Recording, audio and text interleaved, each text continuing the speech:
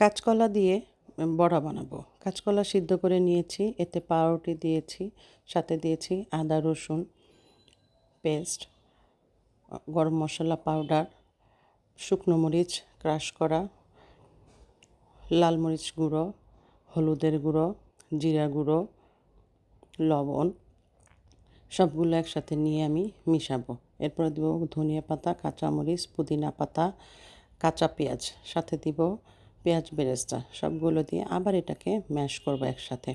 এরপর বড়ার আকারে করে এটাকে ডিমে ডুবিয়ে ব্রেড ক্রাম্ব দিয়ে কোট করব।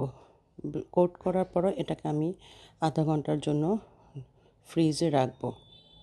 এরপরে ভাজবো। বানিয়ে খেয়ে দেখবেন, খুব মজা, মাংসের কোফতার মতো। তো হয়ে গেল আমার কাঁচকলার কোফতা। আসসালামু আলাইকুম, আল্লাহ হাফেজ।